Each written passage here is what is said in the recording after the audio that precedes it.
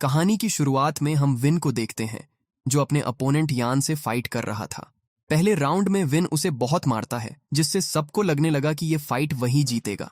लेकिन यान इस फाइट को किसी भी कीमत पर जीतना चाहता था, इसलिए वो काले जादू का सहारा लेता है। अपने बेटे को हारता देख विन के पिता हान को उसकी इस चालाकी की भनक लग जाती है। वो देखते हैं कि उसका एक आदमी काले जादू की मदद से यान को ताकत दे रहा था। वो बिना समय गवाए उस आदमी पर हमला कर देते हैं और उसे बुरी तरह पीटते हैं, जिससे उसका जादू टूट जाता है। जैसे ही यान की ताकत कमजोर पड़ती है, विन दोबारा हिम्मत जुटाकर खड़ा होता है और पूरी ताकत से पलटवार करते हुए यान को हराकर मुकाबला जीत लेता है।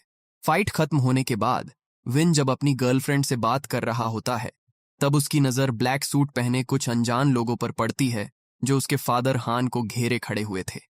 दरअसल हान के पास एक पवित्र ताबीज था, जिसकी ताकत से किसी भी काले जादू या उसके असर को आसानी से खत्म किया जा सकता था।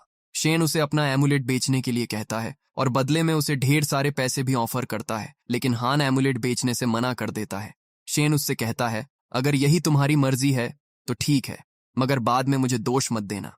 ऐसा कहकर वो उसे जान से मारने की धमकी देकर वहां से चला जाता है। शाम को घर लौटते समय विन अपने पिता से पूछता है वो लोग कौन थे और उन्हें आपका एमुलेट क्यों चाहिए था। इस पर उसके पिता उसे कहते हैं, बेटा, जिंदगी में कई बार सिर्फ ताकत और समझदारी ही काफी नहीं होती। कुछ हासिल करने के लिए कभी कभी एक तीसरी चीज की भी जरूरत पड़ती है। वो दोनों जब सुनसान रास्ते से गुजर रहे होते हैं, तब एक कार उनके सामने आकर खड़ी हो जाती है। इससे पहले कि वो कुछ समझ पाते, कार से कुछ लोग बाहर निकलते हैं और अचानक फायरिंग शुरू कर देते हैं। हालात बिगड़ते देख विन के पिता उसे बचाने के लिए उसे कार से बाहर निकाल देते हैं। खुद को गोलियों से बचाते हुए विन दौड़कर पास बने एक गड्ढे में छिप गया। जैसे ही फायरिंग खत्म होती है, लाल शर्ट पहने एक आदमी कार पर चढ़ जाता है और हान को गोली मारकर उससे वो एमुलेट छीन लेता है। एमुलेट छूते ही उसके शरीर पर बने टैटूज मूव करने लगते हैं, मानो उसके शरीर से किसी तरह का कोई श्राप हट रहा हो। विन अपनी आंखों से ये सब होते हुए देख रहा होता है, मगर वो कुछ कर नहीं पाता। अगले दिन जब विन की आंखें खुलती हैं, तब वो खुद को अस्पताल में पाता है। विन के दोस्त उसे बताते हैं कि तुम्हारे पिता ने कुछ दिन पहले ही तुम्हारा इंश्योरेंस कराया था, मानो उन्हें सब पहले से ही पता था कि अब क्या होने वाला है। अपने पिता की मौत से विन पूरी तरह से टूट चुका था। जब वो शाम को घर लौटता है, तो दीवार पर लगी अपने पिता की तस्वीरों को देखकर वो भावुक हो जाता है और उसे अपने पिता की कुछ पुरानी बातें याद आ जाती हैं। जैसे कि वो अक्सर कहा करते थे, कभी कभी जीतने के लिए ताकत और दिमाग के साथ साथ किसी तीसरी चीज का होना भी जरूरी होता है। एक दिन जब वो मंदिर के सामने बैठकर प्रार्थना कर रहा था, तब उसकी नजर एक किताब पर पड़ती है, जिसमें काले जादू और उसे करने के मंत्र लिखे हुए थे। वो समझ चुका था कि उसके पिता की मौत एक सोची समझी साजिश थी, जिसमें काले जादू का इस्तेमाल किया गया था। अब उसके मन में एक ही सवाल गूंज रहा था कि वो लोग एमुलेट के पीछे क्यों पड़े थे और उनका मकसद क्या था। वो किताब में लिखे गए मंत्रों को अपने शरीर पर गुदवा लेता है और एक नेक्रोमेंसर की तलाश करता है, जिसे काले जादू में महारत हासिल थी। वो उससे तमाम रीतियां और विधियां सीखता है, जो काले जादू को पूरी तरह समझने और इस्तेमाल करने के लिए जरूरी थीं। इसके साथ ही वो खुद को शारीरिक और मानसिक रूप से मजबूत बनाने में जुट जाता है। वक्त के साथ वो काले जादू में इतना एक्सपर्ट हो गया कि उसने कई भयानक और रहस्यमयी शक्तियों को अपने वश में कर लिया था, ताकि वो अपने पिता की मौत का बदला ले सके। कुछ महीनों बाद विन को लॉ ऑफ यूनिवर्स नाम के एक रहस्यमय कल्ट के बारे में पता चलता है। ये संगठन आम लोगों को धन, सफलता और सुख शांति का लालच देकर उन्हें काले जादू में फंसा देता था। ये एक ऐसा बिजनेस था जो मासूम जिंदगियों को अपने जाल में फंसाकर उन्हें अंधविश्वास और भय के अंधकार में ढकेल देता था। विन अब समझ चुका था कि उसका सामना किसी साधारण अपराधी से नहीं, बल्कि एक शक्तिशाली नेक्रोमेंसर और उसके शिष्यों से है। उसे हैरानी तब होती है जब उसे पता चलता है कि उसकी गर्लफ्रेंड रेचल भी इस खतरनाक संगठन का हिस्सा बन चुकी है। पहले वो एक स्ट्रगलिंग मॉडल थी, लेकिन अब वो बहुत पॉपुलर है। प्रेस कॉन्फ्रेंस में रेचल बताती है कि कुछ महीने पहले जब उसका बॉयफ्रेंड उसे छोड़कर चला गया था, तो वो गहरे डिप्रेशन में चली गई थी। लेकिन इस संगठन से जुड़ने के बाद उसकी जिंदगी पूरी तरह बदल गई।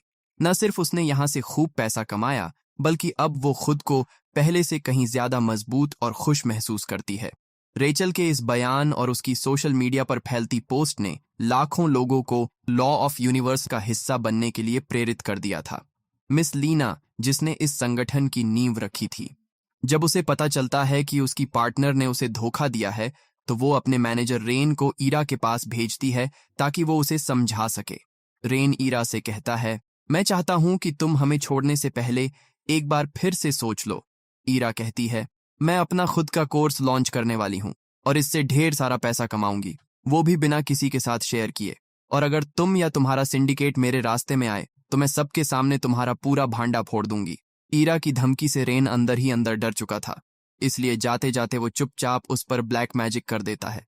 रेन के वहां से जाते ही ईरा जब नाश्ता कर रही होती है, तब अचानक उसका दम घुटना शुरू हो जाता है। वो घबराकर खड़े होने की कोशिश करती है, लेकिन तभी एक बड़ा सा सेंटीपीड उसके मुंह से बाहर निकल आता है। वो जमीन पर गिरकर तड़पने लगी और देखते ही देखते उसकी दर्दनाक मौत हो जाती है। वहीं दूसरी तरफ हम विन को देखते हैं, जिसने शेन का पता लगा लिया था। वही आदमी जो शुरुआत में उसके डैड से एमुलेट लेने आया था। वो जब उसका पीछा करते हुए उसके घर पहुंचा, तब शेन अचानक उसे अपने सामने देख थोड़ा घबरा गया और बंदूक निकालकर उसे पीछे हटने को कहा। लेकिन विन उसकी एक नहीं सुनता और आगे बढ़कर उससे गन छीन लेता है और उसे बहुत मारता है। वो पूछता है कि उसे वो एमुलेट क्यों चाहिए था और उसने उसके पिता को क्यों मारा, जिस पर शेन उसे कहता है, मैंने तुम्हारे पिता को नहीं मारा, मैं बस एक मिडल मैन हूं।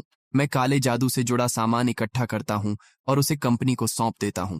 वो लोग इन चीजों को अमीर लोगों को बेच देते हैं, जिसके बदले में मुझे कुछ कमीशन मिल जाता है। इसके अलावा मैं कुछ नहीं जानता। वो उसे एक टैबलेट देता है जिसमें उस कंपनी के मालिक के साथ साथ उन सभी सामानों की लिस्ट थी जिसे उसने अब तक कलेक्ट किया था। विन जब उस लिस्ट को चेक कर रहा होता है, तभी शेन धोखे से उस पर गोली चला देता है, लेकिन गोलियों का विन पर कोई असर नहीं होता। शेन के कुछ और करने से पहले ही विन उससे बंदूक छीन लेता है और अपने पिता के कातिल के बारे में पूछता है। शेन के कुछ बताने से पहले ही एक नेक्रोमेंसर जो विन पर नजर रखे हुए था, वो शेन पर ब्लैक मैजिक कर देता है, जिससे उसकी मौके पर ही मौत हो जाती है।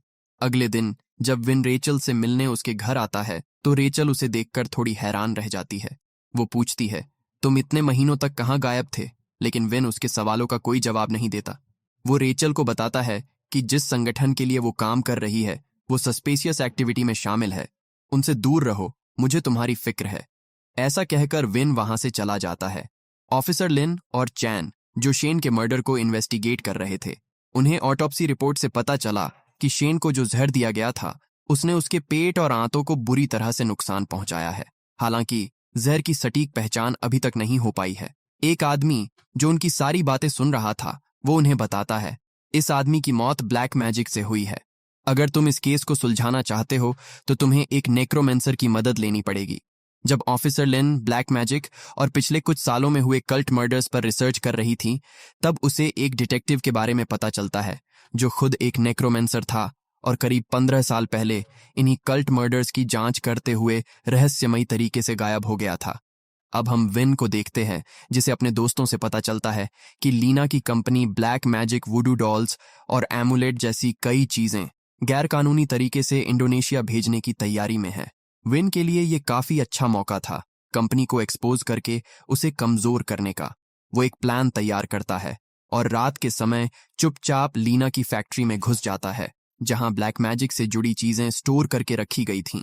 जब रेन वेयरहाउस बंद करने की तैयारी कर रहा होता है, तभी विन चुपके से पूरे शिपमेंट में आग लगा देता है, लेकिन रेन उसे देख लेता है और उसे रोकने के लिए सामने आ जाता है, जिसके बाद उन दोनों के बीच फाइट शुरू हो जाती है। रेन ब्लैक मैजिक का इस्तेमाल करके एक खतरनाक मॉन्स्टर को बाहर बुलाता है और उसे विन पर छोड़ देता है। उस मॉन्स्टर की ताकत के आगे खुद को कमजोर पड़ता देख विन भी ब्लैक मैजिक का सहारा लेता है और एक शक्तिशाली ड्रैगन को बुलाकर उस मॉन्स्टर को खत्म कर देता है। ड्रैगन के जीतते ही विन रेन को आग में धकेल देता है और उसे जलता हुआ छोड़कर फैक्ट्री से बाहर निकल आता है। जब विक्टर को फैक्ट्री में आग लगने की खबर मिलती है, तो वो तुरंत लीना को इसकी जानकारी देता है। अगले दिन लीना और विक्टर अस्पताल में रेन से मिलने आते हैं। रेन उसका खास आदमी था, लेकिन उसकी इस नाकामी से उसे लाखों का नुकसान हुआ था, इसीलिए वो विक्टर से कहकर उसे मरवा देती है।